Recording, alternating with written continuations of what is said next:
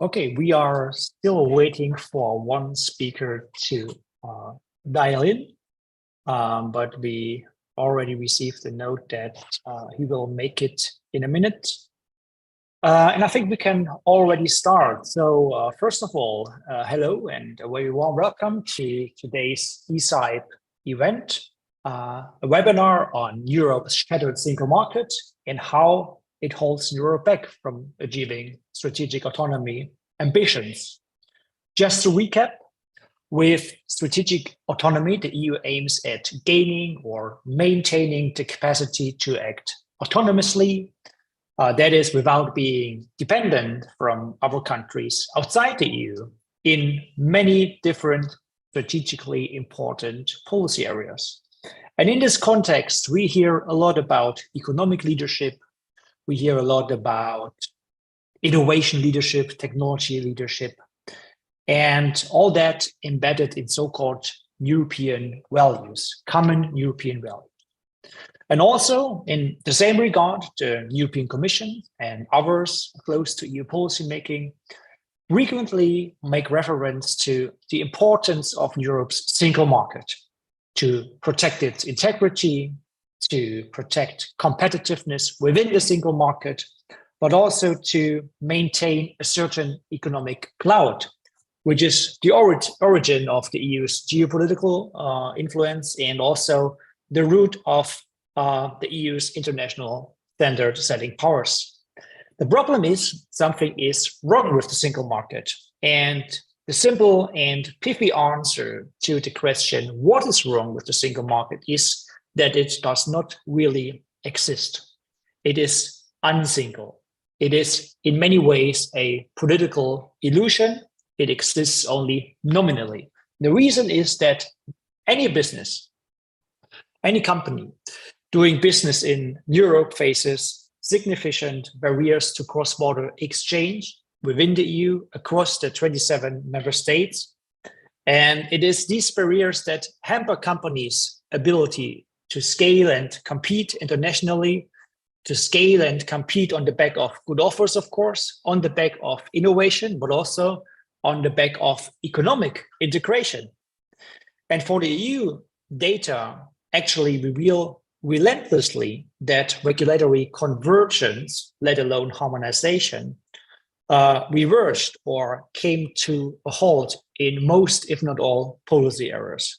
Examples include many industry-specific regulations, especially services regulation in the member states, but also substantial differences in national horizontal policies, such as extremely complex national labor market laws, extremely complex national tax policies, which are close to impossible to navigate for small businesses.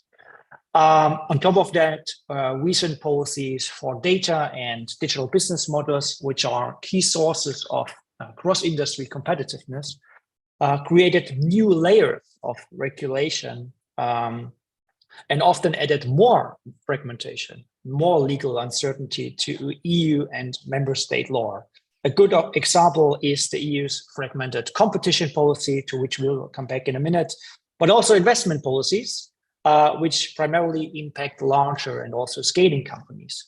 And at ECIPE, we think it is these developments that should be much more seriously be debated in Brussels and also member state capitals. And this is basically why we have this seminar today. Now, unfortunately, we could fill days discussing these developments, discussing challenges of the single market, starting with the challenges in the early 1950s, the most important year, 1957, but also the challenges in the 80s and so on. But our time is obviously much more limited, which is why we want to address only a few policy areas today, guided by a few overarching questions. For example, why do companies need single rule books to do business in the EU? To what extent does regulatory fragmentation in the EU contradict political ambitions for EU innovation and technology leadership? But also how to avoid additional layers of regulation in competition law, in investment policy, but also in digital policy making. And to discuss these topics and questions, we invited three guest experts Professor Stefan Hinterland, who is a professor of international investment and trade law at Uppsala University in Sweden. We have Aurélien Corduès. He is the co-director of the Schumpeter project on competition policy at ITIF in Washington, D.C., and also an adjunct professor of law at the Global Antitrust Institute at George Mason University. And finally, we have Ray Pinto, who is the director for digital transformation policy at Digital Europe here in Brussels. As concerns our lineup, each speaker will have about 8 to 10 minutes for introductory remarks, after which we will open the panel to questions from our wide audience, which, by the way, extends not only across the member states, but also to other jurisdictions, the US, but also Asia. In terms of order, we will kick off with Ray, who will give us some important insights into barriers that especially hinder digital and small business activity in the EU, based on Digital Europe's latest report on the single market from 2022. We will then hand over to Stefan, who will address a few controversial issues in EU and also member states' investment policies. And last but not least, we will listen to Aurélien's remarks on the direction and fragmentation of EU competition policy. So without further ado, Ray, the floor is now yours. Excellent. Thank you very much, Matthias. And thank you for this introduction and for this invitation of what I think is really a well-timed event. And the reason why it's well-timed is, as we know, it is the anniversary of the single market, right? The single market has been around for 30 years. And 30 years, when you see this in hindsight, is actually not a huge amount of time in the scope of things, right? So it is trying to form, it's trying to do its best. And I think that, before I start with the but, there is a lot that the single market has delivered, right? It is, hundreds of millions of people that work together. There are rules that are harmonized. I think the standards of living for all of us is kept to a very good level. And I don't think we have to go into a lot of depth because, the European Commission in its communication spent a lot of time of saying how great the single market is, and we fully agree. But I think it is important to have this discussion because, as you said, there is some market failures that are happening and some real obstacles that have been created by this single market. And I agree with you in many different areas. I would have to say that it is a questionable existence when we see the length of problems that exist. And we look at the Commission's own number of 713 billion euros of revenue, of growth that can be created if we remove all the single market barriers by 2029, right? That's a lot of money. I mean, in comparison, you're looking at an amount of money that's way larger than the economies of Poland or Sweden or even Belgium, where we live in. So it's not an insignificant amount. The paper that you mentioned was something that we had pulled together because we are part of the Industrial Forum. And I think the Industrial Forum is an excellent platform because it brings all the stakeholders, from the environmental groups, from the consumer organizations, from the labor unions, as well as industry across all the different sectors to engage with the member states. And the first task force, which is an area that Digital Europe is a co-rapporteur with ERT, the European Roundtable of Industrialists, is focused on trying to address these single market barriers. And we're learning more and more as to what works and what doesn't. And that paper that we did was asking members, because the Commission themselves said, we need data, we need to know what the barriers are, right? Let us know. And that paper was thus born. And we had identified 35 different barriers. And I think looking at all the barriers, we saw three very interesting trends. The first trend is that what we're seeing more and more is that the EU laws themselves are creating a lot of this fragmentation.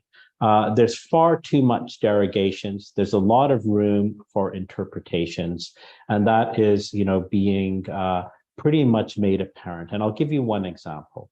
If you look at the GDPR, so the General Data Protection Regulation, Article 1.3, the essence of what the GDPR was meant to create was to prevent member states from restricting sensitive and personal information.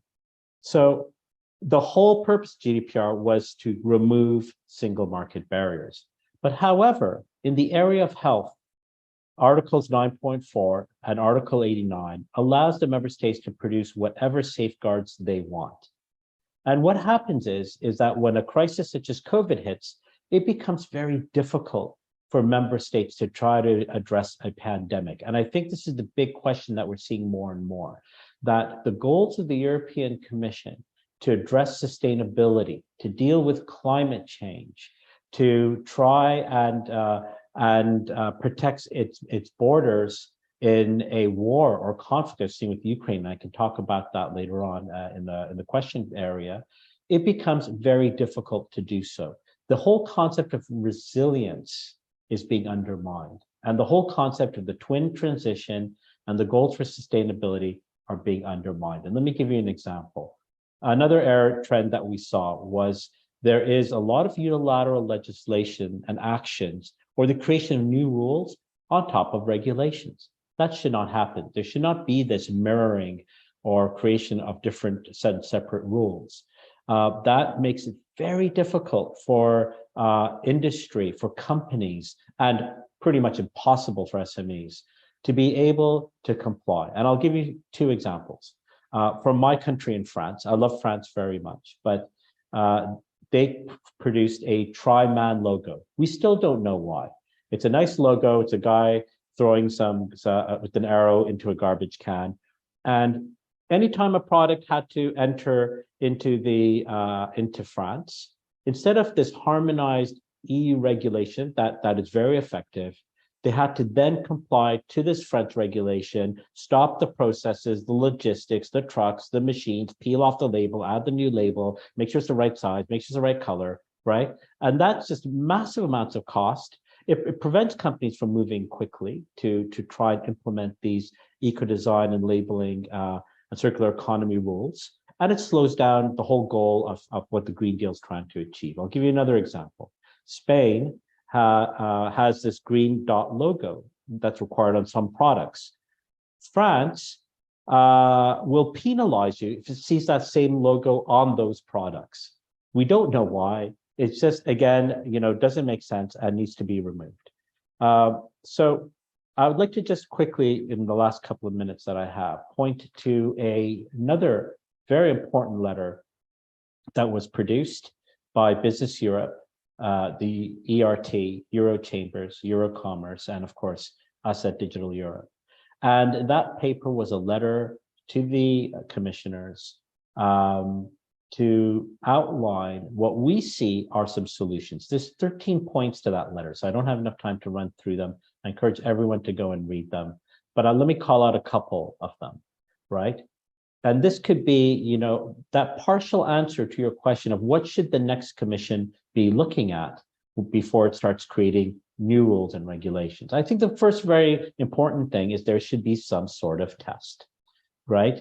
There is a regulatory scrutiny board that checks the legal functioning and better regulation rules.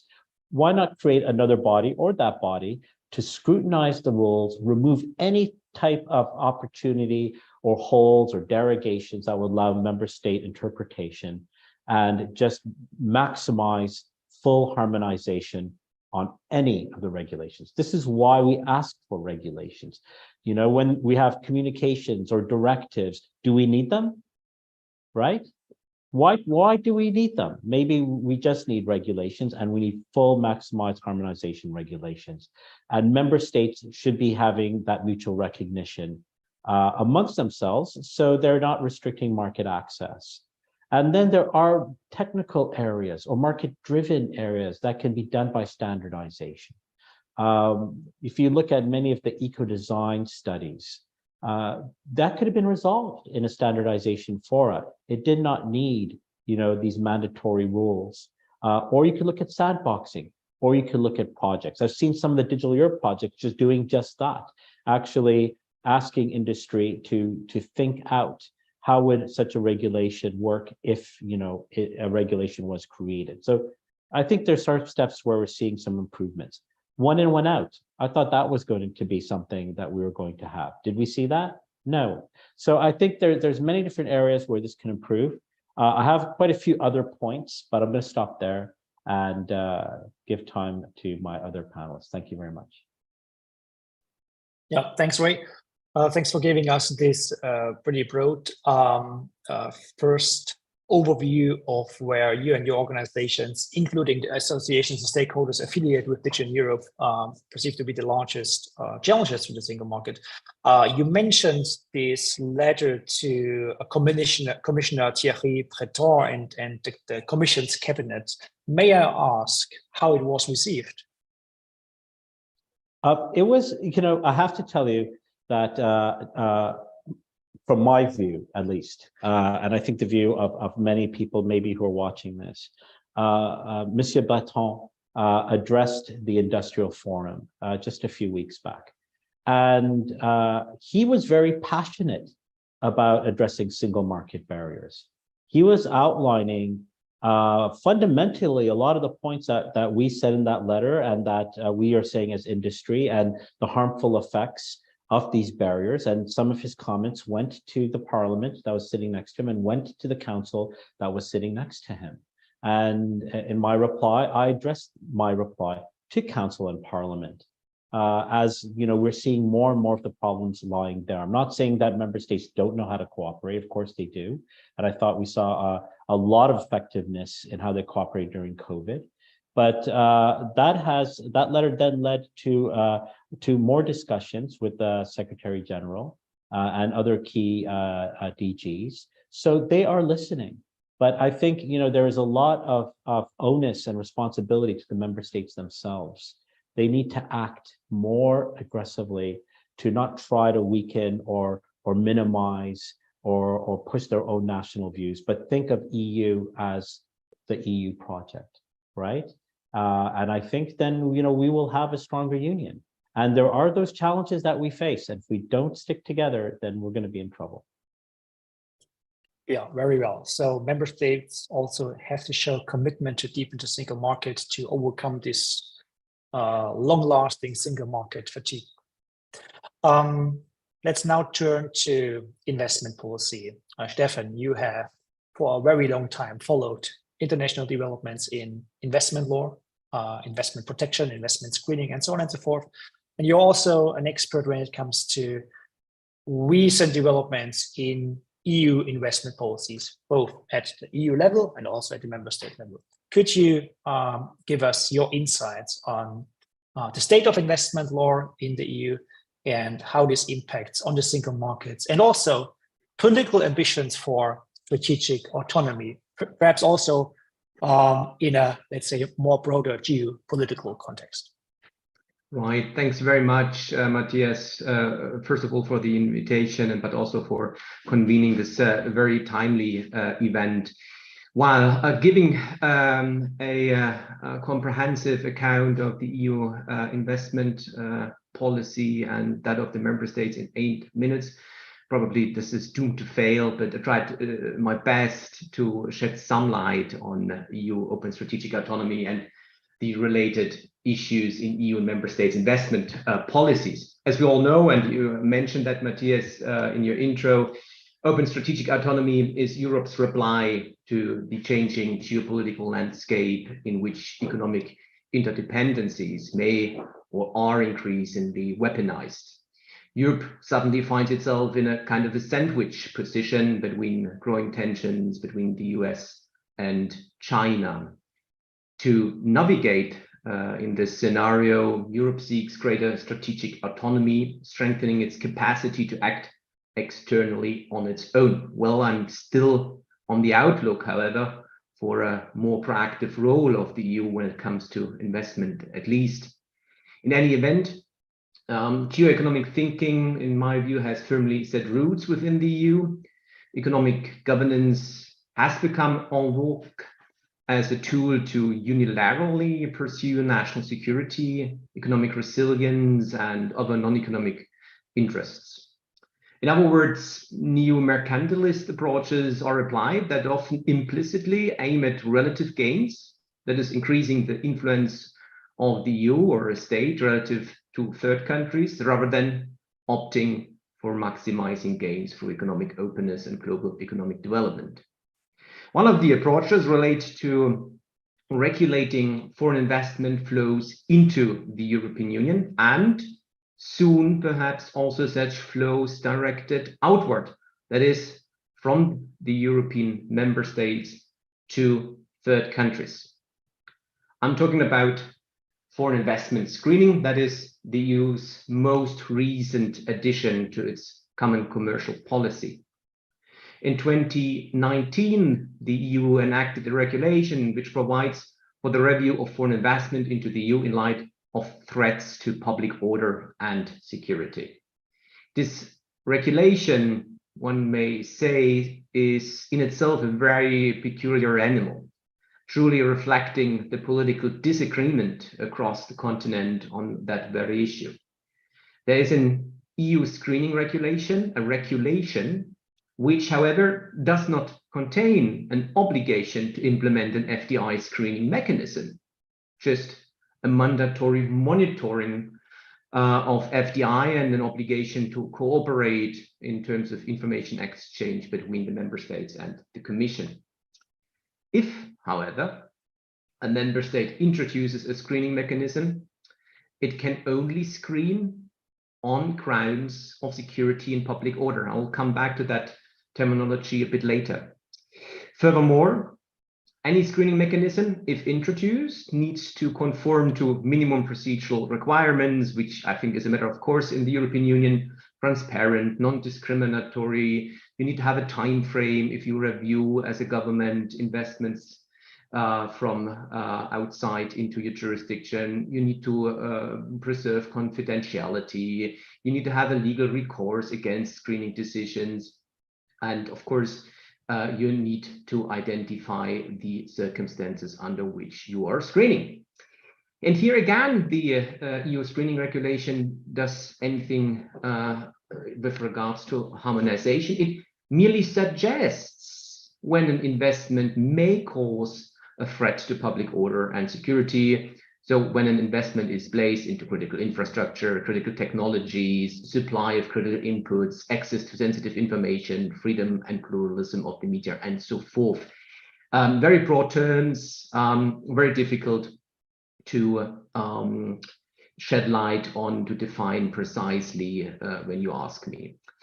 The regulation goes on. It looks also on investor-related factors which may be taken in consideration when assessing a threat to public order and security. For example, when the investment originates directly or indirectly from a government of a third country, or when the investor has been involved in activities affecting security and public order of a member state, or in criminal or illegal activities.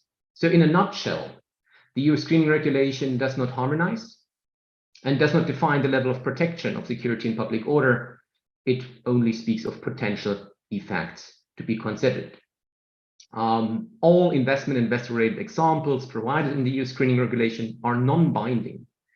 That leads, and that I think is readily understandable, to considerable practical as well as legal insecurity. Germany, for example, has embodied in its domestic legislation very, very broad readings of what the EU screening regulation has mentioned.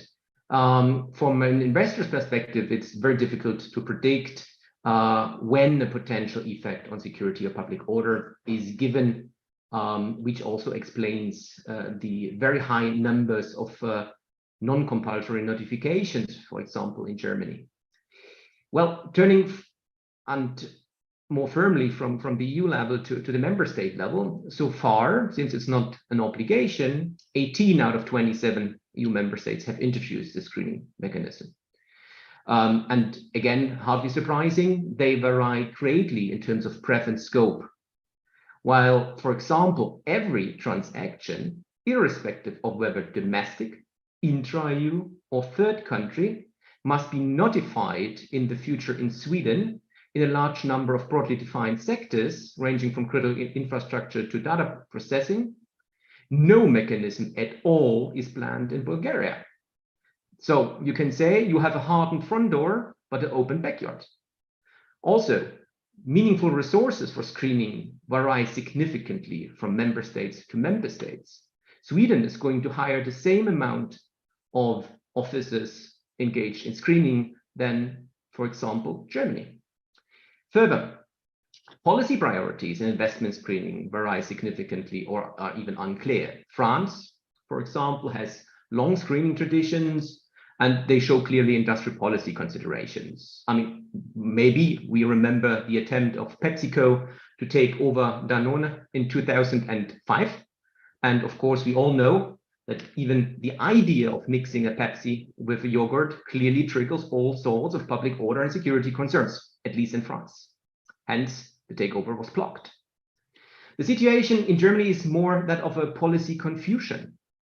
One is still wondering how to align a far-reaching broad screening instrument with an economic system built on order liberalism. In any event, all mechanisms, what is screened, all mechanisms are asking for a threat to public order and security. And here again, the term is inherently vague and difficult to forecast for market participants. The decisive questions for the internal market will be how much spillover we'll see from restricting third country investments into the internal market, as member states may use the opportunity to not just restrict third country, but also intra-EU capital flows. And when you look more carefully at the individual member states, without pointing certain member states out, you can already see that so-called anti-circumvention clauses are very broadly interpreted. So what we typically don't do, we don't look at the ultimate owner when we have intra-EU establishment and capital transfer, but member states now do that. So quite often they come up with more or less convincing reason to restrict intra-EU capital flows because the ultimate owner somewhere is seated in a third country. Here, much depends on the development of the jurisprudence of the Court of Justice, which so far has been quite restrictive. So a permissible restriction of the fundamental freedoms require a genuine and sufficiently serious threat to a fundamental interest of society. However, taken the current geo-economic climate, one is not so sure whether the court may not be inclined to be more generous. So to sum up, what do we have? We have a fragmented market access regime for third country investment into the EU. We have potential spillover effects into the internal market and a danger of more leeway for the member states to restrict capital movements intra-EU on the basis of a vague term of public order and security. I think I'll leave it here for the moment. Yeah, great. Thanks, Stefan, for this pretty detailed, of course, also critical view of the investment screening framework that we currently see in the EU. Just one follow-up question. I mean, you mentioned several critical aspects, including adverse spillover effects within the EU. I would even add adverse spillover effects that extend to third countries, which are now considering their own investment screening regulation. This is something that we can see for many different other policy areas as well. Ideas that popped up in the EU in the first place that made their way into the EU acquis, either through directives or regulations, and then increased appetite in third countries, many developing countries, by the way, to pursue similar or the same regulation based on a more or less broad EU template. Now, the follow-up question, if we have a regulation that is in many ways non-binding, increasing member states' competences to have certain mechanisms in place, but at the same time increase the scope of interpretation or leave room for interpretation when it comes to public order, national security, and so on. I mean, what is the beauty of having a regulation rather than just having an EU guideline? That's a very good question. I mean, the beauty of having the EU screening regulation is at least to restrict the review of capital inflows into the European Union to public order and security, and not having all kinds of industrial policy considerations for restricting the capital inflow.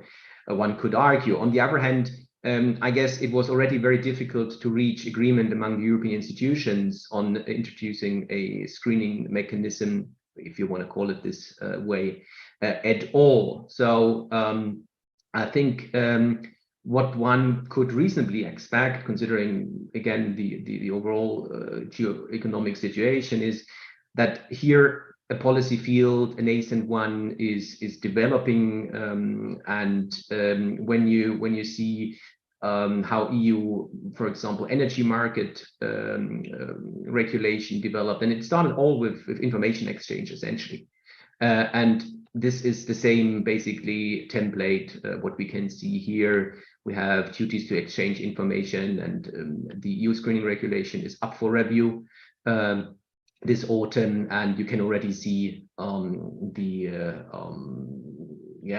movements among the Commission, also member states, where we're going to see a hardening of this regime on the European level. And just a footnote on what you said about spillovers to third countries. I guess we are very much norm receivers in Europe here, especially when we look at the next coming debate on outward screening. I mean, this has been a debate in the US now with the visit of the President of the Commission, von der Leyen, in Washington. Europe agreed to have it on the agenda as well. So we're taking on that. And in the end, I guess, as you rightfully said, developing countries will love to look into that. I mean, they just abolished it 10 years ago widely. So now they're probably going to reverse. Yeah, and I would also be interested in seeing the first official statements from national member states when it comes to the screening of outward investment, including the largest industry associations in Germany and France. But it remains to be seen. Now let's turn to competition policy. Stefan, when you referred to strategic autonomy, you mentioned economic resilience, and a lot of economic resilience stems from competition or being exposed to competition.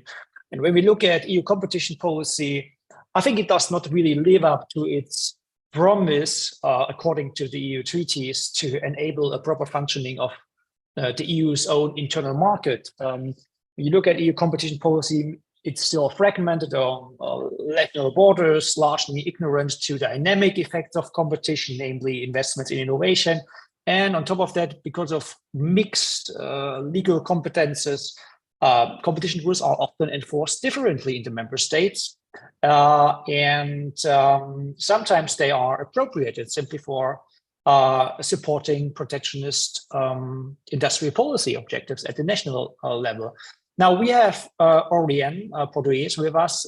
He joined us a bit later. And by the way, let me say that this is a male-only panel, only because we were not able to find proper experts for these areas, or we reserved other female experts for additional panels that we want to have on single market policy making. But I think the LGBT quota is well reflected in this panel. But anyway, Aurélien, you are following US, international, but also EU competition policy for a very long time. You are, I think, also relatively critical, I would say, at least for, when you look at the academic circles who deal with competition policy on a day-to-day basis. So what are your initial reflections on the state of competition policy in the single market and also recent developments? Yeah, sure. First, thank you so much, Matthias, for having me. It's great to see you again.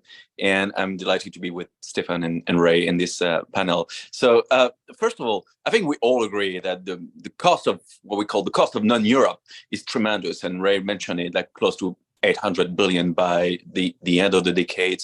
So there's a huge cost of non-Europe, and the single market for the last 30 years has been very disappointing. And I mean, if Europe was a corporation, any CEO would have real troubles by the lack of deliverables that we're witnessing.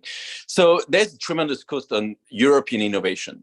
But first of all, what is innovation? I would like to define what is innovation, but how to get innovation in Europe. Well, innovation, first of all, is very different from invention. So you have a lot of inventors in Europe. You have a lot of people who fight for patents, who have great ideas, and they fight for this European Patent Office, which has been pretty much centralized. But they don't innovate. They don't innovate because they cannot bring these inventions, these great innovations, to the market. And you have a lot of European inventors that goes to the Silicon Valley to get their inventions to the market. So innovation is about distribution of the innovation to the market, is the commercialization of the invention into the market.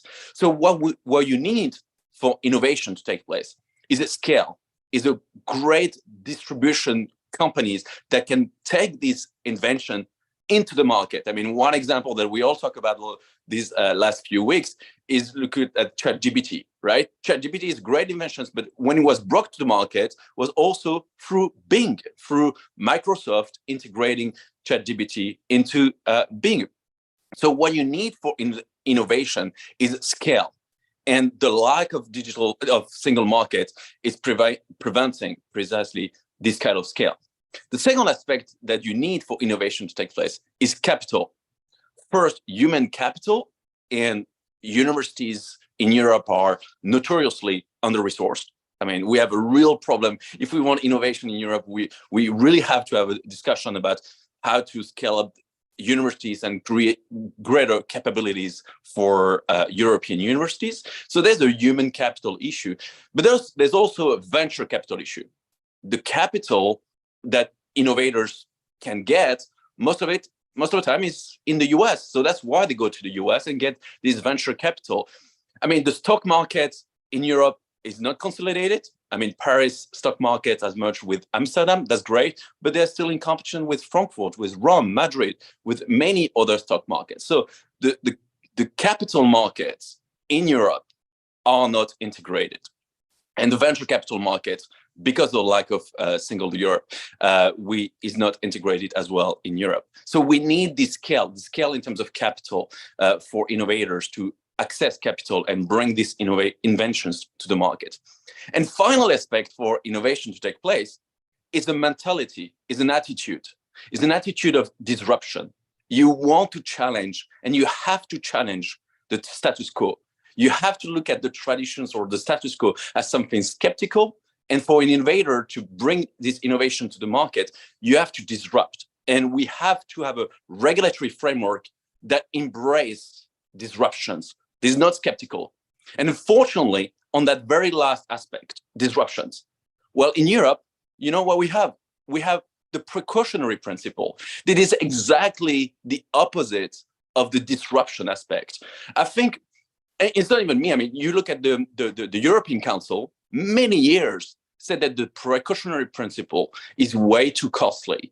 And we need in Europe an innovation principle that can counterbalance the precautionary principle. They said that like 6 years ago or 10 years ago, in 2013 and 2016. And yet no one really wants to implement this kind of innovation principle, which limits, if not constrain, the precautionary principle. So we need disruptions. We need to challenge the status quo, and we need capitals and scale. And for all that, I think the European single market has kind of failed, and we have not brought back this kind of disruptive and very innovative mentality to entrepreneurs.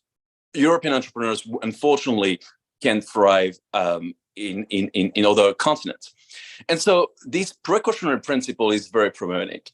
And when it comes to competition policy, because you asked me a question on competition policy, I think we are now embracing this precautionary principle even more so, because we're regulating some very innovative companies from a very precautionary approach. Let me say that this, for example, when we take the Digital Markets Act, this shift from an ex post regulation of competition rules to an ex ante regulation of competition rules is very illustrative of this precautionary logic. I've read a lot about this precautionary antitrust, but if you take not only the rhetorics, the narratives, what Margaret Vestager said, or what different staff working documents have said, but also inside the Digital Markets Act, the aspect of regulating ex ante some very pro-competitive, pro-innovative practices, even before any harm can be demonstrated.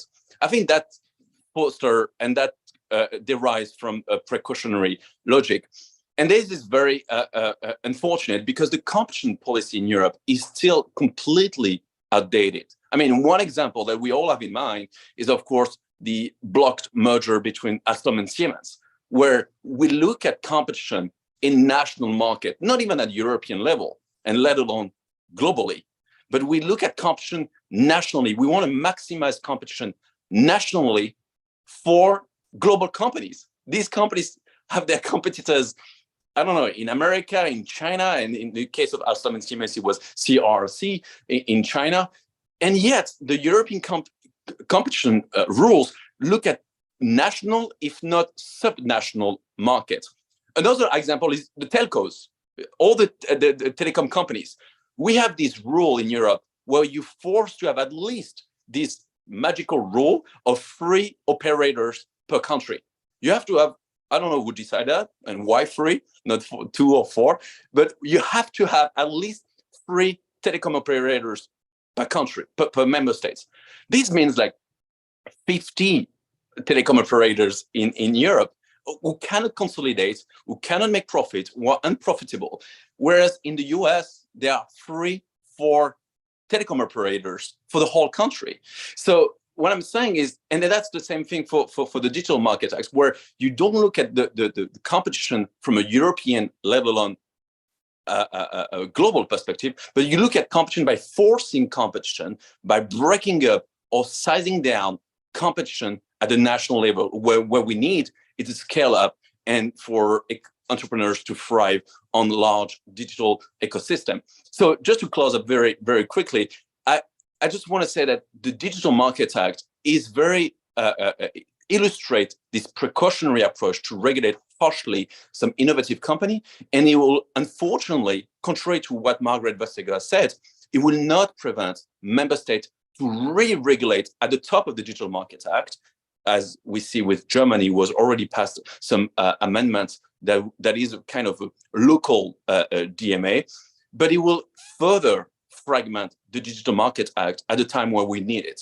So we bring more precautionary approach and more fragmentation at a time where we need more disruptions and more consolidations. And so, unfortunately, I think the directions taken by bringing innovation in Europe by regulations and only by regulations, rather than by scaling up by human capital and by disruptions, I think this approach is historical, is very typical of Europe and hasn't changed, and is unfortunately wrong-headed. So I look forward to complete the European single market, but in a totally different way than it is currently being pursued. Yeah, thanks, Orion. That was very interesting as well. Even though I must admit there are similar developments going on, political discussions that we see in the United States about how to regulate digital business models, especially those operated by very large technology companies. Yeah, I'm not sure if the political appetite is as strong as it is in process and a few, even though very influential member state capitals. But let me get, well, first of all, I would like to encourage our audience to raise questions, either by putting them in the chat box or to raise your hand. Our next commenter will be Lynn Utterly, who we'll get back to in a minute for the first question. But let me get back to the DMA that you referred to, and also the point that you made on how competition policy is enforced in the EU, that competition regulators, first of all, look at the national level. So that would be, if you think of the largest country, it would be Germany, about 80 million consumers, right? And they do not, account for the single market, which used to have, 500 million, now about 400 million. People and consumers respectively. The DMA, unfortunately, I think it's also a demonstration not only that there is kind of this precautionary principle or approach type of thinking in competition policy. I think it's also a reflection of industrial policy making, where the Commission and member states favor protection and also discretionary enforcement over innovation and economic disruption that we have, for example, in the United States. You mentioned Germany's amendment, I think, of 2021 of the Competition Act, where they now also have kind of a DMA regulation in Germany. But most recently, we find actually an attempt, I'm not sure if it's going to be successful at the end of the day, by Germany's competition authority to kind of overrule, in a way, the European Commission and the rules in the DMA with its preliminary decision against Google's data aggregation procedures in Germany. Could you have a comment on that one as well? Exactly. I mean, just to go back in time, when the DMA, Digital Market Act, was announced in, I think, November 2020, Margaret Vestager said that this is the European piece of legislations, and that's it. That preempts any kind of national regulations. We won't allow any kind of national regulations. In January 2021, Germany passed this new amendment, and then the European Commission has completely surrendered about that. So even if the DMA is kind of very controversial, at least the European Commission should have preempted or should have prevented member states to further regulate. But what you see is even worse. Like the European Commission, even though they try to go very quickly, they're not as fast as Germany. Germany has just taken the high-speed train and they go very much further. So that's going to first pressure the European Commission, I don't know to do what, to do even further or to perhaps surrender because Germany is already regulating, but also just from a regulatory perspective, think of those companies. So now the main regulator of digital competition in Europe would mostly be Germany. And so they will go to Berlin and try to get the favor of Berlin. But what does it mean in terms of fragmentation of the European market? What if the French or the Polish or the Italians do something different? It means that those companies will go to each capital, try to get approval by those regulators of how they compete. That's exactly not only the opposite of the purpose of the DMA, but it's the opposite of the European digital single market. So I think it leads to a de facto, from an entrepreneurial point of view, if you just put yourself into the shoes of an entrepreneur, you want the approval of the regulator at the member state level because you know that the European Commission is too slow or is just follow suit what's going on in Germany. So I think that is the beginning of the complete failure of the DMA to be authoritative, because what is going to be authoritative is the German amendments on competition policy, and also the lack of single market, because that further increased the fragmentation. So it's a very unfortunate. It's not only the failure of the DMA, the very purpose of the DMA, but it's also a failure of the European single market. Are you muted, Matthias? Yeah, thanks a lot, Orion. Yeah, let's now turn over to Lynn Utterly. Lynn, you're free to talk. Raise your question, please.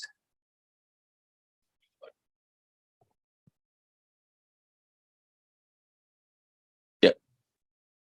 Thank you. Do you hear me? Yes. Sorry, yeah. Well, I'm here to balance your gender quota in the panel. No, joke aside, I work in the European Parliament, and we recently started working on the Single Market Emergency Instrument, a very interesting file that touches upon a bit what we have talked about today, the resilience of the single market and strategic autonomy, if you like. I would like to ask all of the panel, do you have any input for us in the work with the Single Market Emergency Instrument? What do we need to think about? What do you want there? What do you don't want there? Any comments are welcome. Thank you. Anyone who wants to go first? Raise your hand, Stefan, Ray, Orion. First, when it comes to competition, I think the European Commission and the US have created this joint transatlantic competition dialogue. I think it's very important to think of this strategic autonomy, if it's at all relevant, because it could be also controversial if it's linked with digital sovereignty. But I think we need to think of this strategic autonomy within the transatlantic competition dialogue, and how we can make this transatlantic competition dialogue between the European Commission and the US authorities very meaningful. Because I'm afraid that if we don't talk about real questions and how to regulate large tech companies in coordinations, not just by not talking to each other, but by really fully coordinating the answers, I think this joint competition dialogue will be meaningless. I mean, one example, which is not part of the tech companies, but in the pharmaceutical market, you look at Illumina and Grail, like the US authorities approving the acquisitions of Grail by Illumina, and a few days after, the European Commission blocking the very same merger. While these two companies are American companies who have no turnover at all in Europe, I think it's very important when we talk about strategic autonomy or transatlantic dialogue to have these kind of at least discussions and coordinations, because otherwise companies are lost and it's innovations that is deterred. Ray? Yeah, hi. I think you, Lynn, you're talking very specifically about the Single Market Enforcement Initiative. We do have very specific points. I know that our industry colleagues in other different associations have a lot of issues with it, and I would encourage them to email you directly. I think, this is not my area of expertise, but, some areas that we worry about is that, here is an example where, due to competence, the Commission has created an instrument in, what it can do within its powers to try and address emergency areas. And I think, we will need to really focus on kind of the definition and scope of what those powers should be. And I think, that has to be very clear. And I think it has to be narrow, and it has to be, seen on how effective they will be. And I think, we also need to make sure, what are the powers that individual member states will have, and what will limit them from overstepping. So there is, in my opinion, I think there is a lot of areas where the Commission needs to be stronger to address a emergency situation. And I still don't think we're very clear on what defines an emergency. I know that during the CHIPS Act, there was a lot of confusion on this definition and the powers of what the Commission can ask for. Some of the remedies that in the CHIPS Act alone were not thought out very well, and it took a lot of discussion and work to try and make sure, does it make sense of setting an amount of semiconductors in a factory to be available? What does that look like? What type of semiconductors? All these different things had to be worked out. So I will actually take an action to get you our official position and have someone contact you. We'd be very happy to have a discussion on that. Okay. We have one more question from Aga Kumayina. It is about ex-ante regulation. The question is if ex-ante regulation of elements that can cause economic disruption is only temporary, will it still be perceived as an antithesis to more innovation, a more innovation enabling approach? I'm not sure if I understood it correctly, but I can imagine that certain measures like having ex-ante regulation in competition policy or the regulation of which the business model is only temporary. If investment policy with investment restrictions are only temporary, for example, linked to market economy status of China, or I don't know, human rights conditions and the state of democracy in China. If that is only temporary, would it still be perceived as kind of a hindering policy or a preventing policy when it comes to innovation and economic disruption? Not sure if I understand it correctly, but my take is that some people, including policymakers, might have an inclination to be more appreciative of policies that, for example, target China if they are temporary, strictly associated with developments in China and improvements in the general conditions in China, rather than having a policy that doesn't have a sunset clause and will be in a way discriminatory against foreign businesses for a very long time until the policy is lifted again. So do we see such things in investment policy, for example, Stefan? I don't have a real example for that situation here, which is described by Kuma. Okay. Then one very interesting question actually on the precautionary principle. Question is, how could greater trust on private initiative be achieved and translated into the EU's regulatory and competitive practice?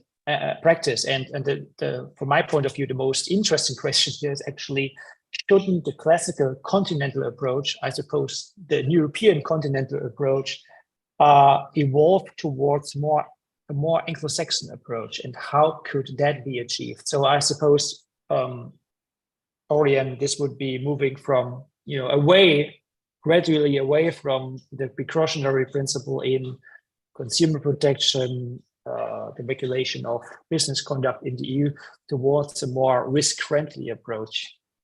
Yes, like the one that we see in our countries, especially the United States. Yes. So to move away from the precautionary principle, which is extremely costly as recognized by the European institutions themselves, is a trust, is trusting the court system and the liability system. It's just that. It's not no responsibility or no liability. It's that we believe that if there's harmful conduct or egregious practices, you sue those companies and you get redress and compensation in courts. So the precautionary principle is very skeptical to the court system. And that's why I think it's very critical, because of the lack of due process and because of the lack of a real engagement in court system. If we believe in antitrust enforcement, right, competition rules, well, you bring those companies to courts. And if there's harmful conduct, if there's harm to consumers, you bring those companies to courts and they pay and they stop, or even ultimately, you can still break them up, right, in courts.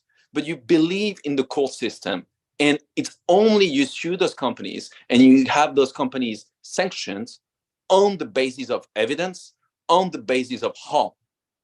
Whereas the precautionary principle is all the powers to the regulators, to some bureaucrats and officials, and in administrative powers which are unelected, and there's no first, there's no, of course, compliant with the due process because it's not a court procedure, but also it's on no basis of harm. So we are sanctioning, we're prohibiting, we're putting some blanket prohibitions on things that haven't proven their harm, right? Or I think the opposite of the precautionary principle is the reverse burden of proof. So the innovator has to prove to the regulator the harmlessness of its product. And how can you prove the harmlessness of an innovation, of something that never gets into the markets, right? So it's like an impossible dilemma. It's an impossible discussion with a regulator where you have to demonstrate, even though the innovation is not yet in the market, you have to demonstrate the harmlessness of something that has never existed, which is impossible, right? So you always lose. If you are in the precautionary setting, a discussion with a regulator, you mostly always lose because of this reverse burden of proof. Whereas if you're in the discussion in front of a judge, you have all this discussion on the cost-benefit analysis on the basis of evidence, on the basis of real hard evidence. And so it's just a presumption of saying that everything is allowed unless proven unlawful and harmful. That's the core system, the liability system that we rely on for decades, if not centuries. Rather than saying the precautionary principles, everything is prohibited unless you demonstrate the harmlessness of what you envisage creating, which is impossible to demonstrate. So it's just it's not a lawless environment not to have the precautionary principle. The precautionary principle is a very recent principle which was created around 1992 with the Rio Conventions from international environmental law. So it's a very recent principle. Before that, for decades and not centuries, we always had the liability system. We just had bring it to court. And if you want to bring companies to court quicker, which I totally understand, reform the liability system, reform how the officials can bring companies to court at a quicker pace. You know, we can have all these discussions, but to throw away the baby with the bathwater and say that the court system is broken, which is exactly the basis of the DMA, say that the court system doesn't work, antitrust enforcement before the court doesn't work, I think is wrong-headed. It's not true, first, but also it's just wrong-headed. Okay, yeah.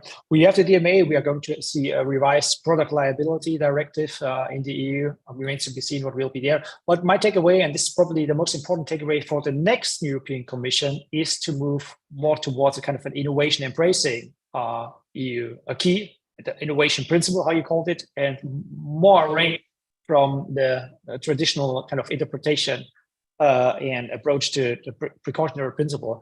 Two more questions. One I would like to address to Stefan and one to Ray. Stefan, on investment policy, what is better, creating new regulation on FDI screening, for example, or renovating existing regulation? And one for Ray.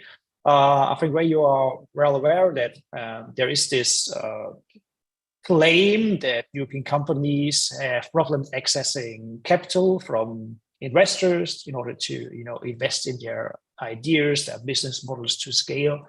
I wouldn't agree with this claim, but there is a political discussion about access to capital. The question that was raised by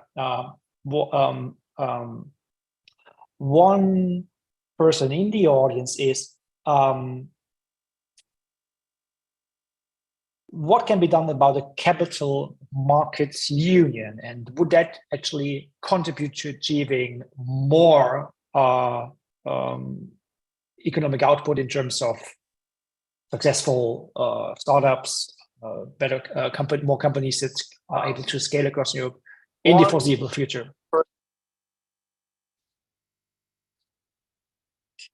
Well, then I'll take the first question.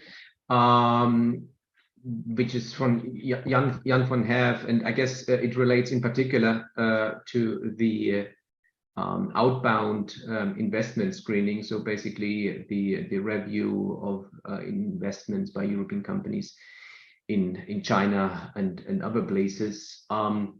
It's indeed a good question how to proceed here.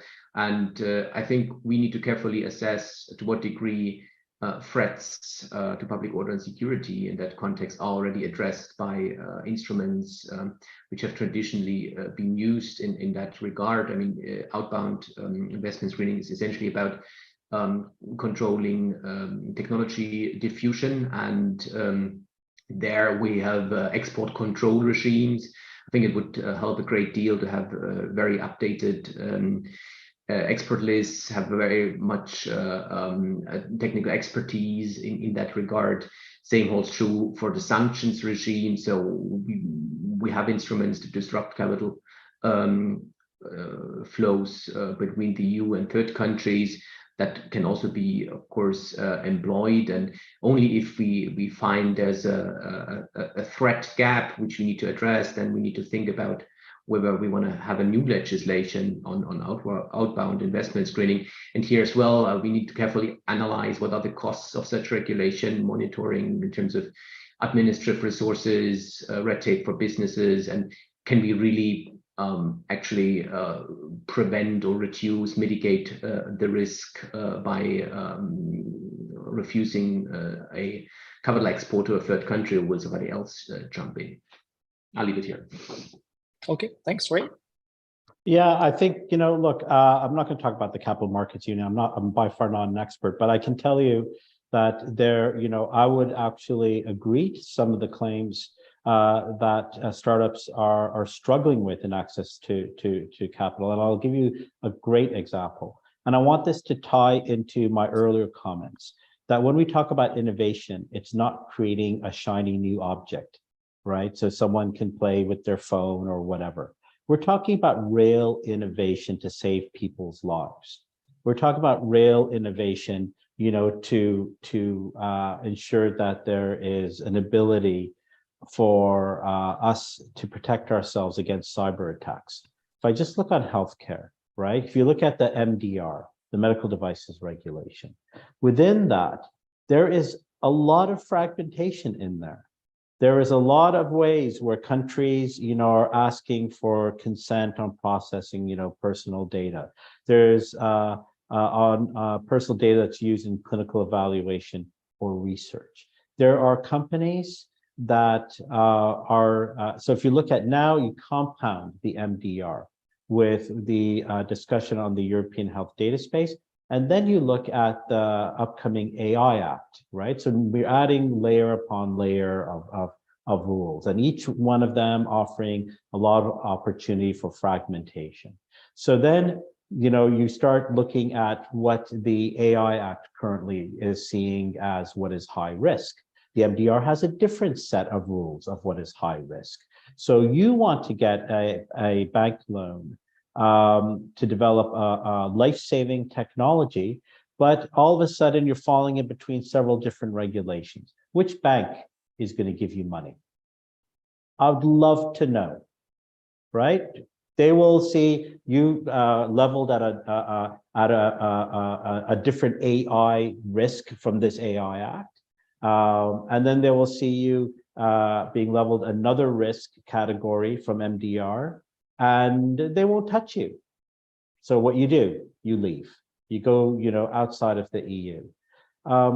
And this is really an important point I want to leave with everyone on here. This is not about companies just creating shiny new objects or making profits or whatever, which is important, right? But this is really trying to deal with some serious challenges. And I've already addressed about climate change and sustainability, how these regulations have so much fragmentation in them that everyone's running around peeling off labels and putting on new labels and stopping the logistics and process manufacturing to make sure that some little region in Spain is being adhered to, versus, which goes completely against EU, common rules.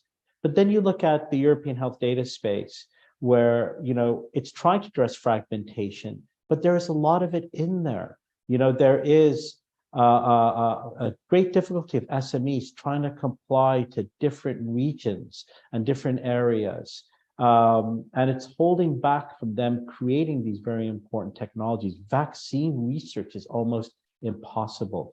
Trying to do research in cancer or rare diseases, very difficult. And we saw with COVID that, there was examples where a very important vaccine research was sent across the EU, and only a couple were able to be returned because it wasn't compliant to this, that, or some other, regulation, right? If you look at now the current Ukraine conflict, if there is, in 2018, there was a ransomware attacks, cyber attacks against critical infrastructure, hospitals, transport, you name it, right? And there was no ability for data to be shared between the different member states or for the private sector who have expertise to come in and provide and support help. There were hospitals shut down for months where people could not get treatment, and there were people who were dying. So this is what's at stake here, right? If we don't address this fragmentation, it's not just a money issue. It is a big money issue, as I said in my previous comment, up to 800 billion, but also addressing some of these challenges. And Europe cannot claim, no matter what it does in many of the different tools it creates, to be resilient unless we address that. Yeah, thanks, Ray. Very good. I share all of your views, and also, of course, that EU companies have a relative problem accessing capital compared to their US peers, for example. I'm not so sure whether a capital union can address this challenge in an appropriate way. A capital union can do many things, but it will be ineffective with regard to providing to facilitate additional funding, channel additional funding to promising startups and investors that want to scale across Europe, unless we get rid of digital and, to the largest extent, non-digital regulations that are implemented and enforced in different ways in the member states. If you want to, set up an Uber in Tallinn, you cannot simply roll out your business model to Madrid, because you as a company, you face several regulation of tax and market services at federal, regional, and municipal level. And this is something that we all see in so many industries. But to wrap up, I think it's time to close. I would like to thank all the panelists for their interventions, for addressing my questions, addressing questions from the audience. I would, and I'm also speaking on behalf of my colleague at ECIPE, like to see a very serious debate now about how to really achieve a real single market, bearing in mind that we have a very significant technology, productivity, and corporate crisis in the United States, in the US compared to the in the EU compared to the United States. That was recently found by McKinsey. Also, when you look at it from a bird's eye perspective, the number of companies per capita is twice as high in the United States. US companies are on average larger than EU companies, especially when you look at medium-sized companies. And it's not a surprise that they are more successful, ending up being more competitive, and have it much easier to get funds for their investments and plans to scale. This needs to be taken into account by policymakers. It needs to be taken into account when strategic autonomy policies are being designed and injected in the legislative process. That we would like to see. And with that, thank you, experts. Thanks to the audience for having this interesting discussion. And I very much hope that policymakers will take all of our reflections on board and help achieving a better functioning single market in Europe in the years ahead. Thank you.